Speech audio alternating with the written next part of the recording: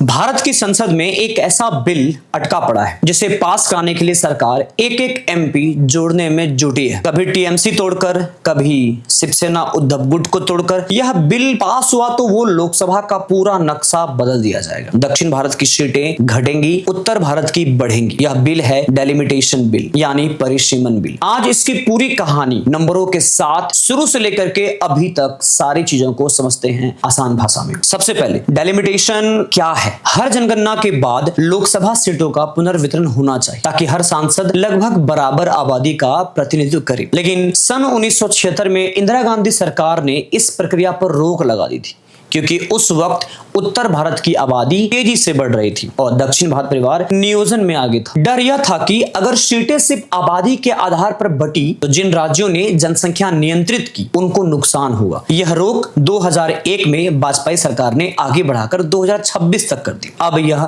समय सीमा खत्म हो चुकी है और यही से पूरा विवाद शुरू होता है। इस साल अप्रैल में सरकार 3 बिल लेकर के आई, कॉन्स्टिट्यूशन 131 अमेंडमेंट बिल और डेलिमिटेशन बिल और union territories law amendment bill. मकसद था लोकसभा सीटें 543 से बढ़ाकर 850 करना, 815 राज्यों से, 35 केंद्र शासित प्रदेशों से। साथ ही 2011 की जनगणना के आधार पर महिला आरक्षण लागू कर। लेकिन 17 अप्रैल को जब वोटिंग हुई, सरकार बुरी तरह पिछड़ गई। संविधान संशोधन के लिए मौजूद और वोट करने वालों सांसदों में 2/3 बहुमत चाहिए होता है। उस दिन सदन में 528 एमपी मौजूद थे, यानी जरूरत थी करीब 352 वोटों की। सरकार के पक्ष में सिर्फ 298 वोट पड़े, 230 वोट विरोध में गए। मोदी सरकार के 12 साल के कार्यकाल में यह पहली बार था जब कोई संविधान संशोधन बिल संसद में गिर गया। लेकिन कहानी यही खत्म नहीं होती। बिल गिरने के बाद से एनडीए एक एक सांसद जोड़ने में जुटा है। टीएमसी के 28 में से 20 सांसद अचानक एक नई पार्टी में मर्ज हो गई, जो एनडीए के करीब मानी जाती। उद्धव ठाकरे गुट की शिवसेना के 6 एमपी शिंदे गुट में शामिल हो गए। ताजा रिपोर्ट्स के मुताबिक इस तमाम उलटफेरों के बाद अकेले लोकसभा में एनडीए की करीब 26 एमपी बढ़ चुकी है और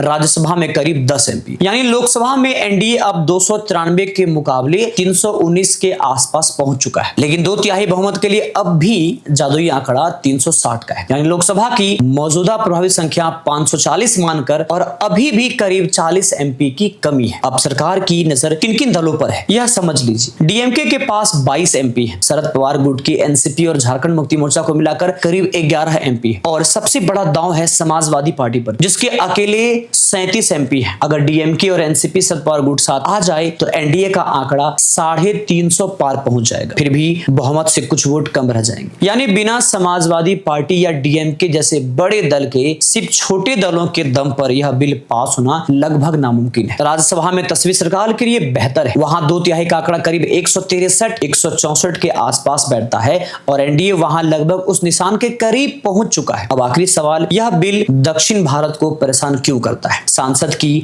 अपनी शोध शाखा पीआरएस के मुताबिक अगर 2011 की जनगणना के आधार पर मौजूदा 543 सीटों का ही पुनर्वितरण हो तो तमिलनाडु की सीटें 39 से घट करके 32 रह जाएगी, केरल की 20 से घट के 15, वहीं यूपी 80 से बढ़ करके 89 और बिहार 40 से बढ़ करके 46 हो जाएगा। सरकार का कहना है कि सीटें बढ़ेंगी तो किसी को नुकसान नहीं होगा। हर राज्य को अनुपातिक रूप से 50% तक ज्यादा सीटें मिलेंगी। लेकिन विपक्ष का कहना है यह भरोसा सिर्फ बयानों में, बिल के लिखित प्रावधानों में यह 50% की गारंटी कहीं दर्ज नहीं है। फिलहाल की स्थिति यह है कि मानसून सत्र शुरू हो चुका है, लेकिन सरकार ने अभी तक यह साफ नहीं किया है कि इस बिल को दोबारा इसी सत्र में पेश करेगी या नहीं। पार्टी सूत्रों के मुताबिक सरकार खुद अभी असमंजस में है। संख्या पूरी तरह पक्की नहीं हुई और बिना संख्या पूरा किए यह बड़ा दांव खेलना नहीं चाहती है। यानी संख्या पहले से बेहतर है लेकिन अब भी अधूरी है। तय होगा यह संसद के भीतर सौदेबाजी से या तय होगी दक्षिण भारत के दलों की एकजुटता से। आपको क्या लगता है, क्या यह बिल इस बार पास हो जाएगा? कमेंट में जरूर बताइए। जय हिंद।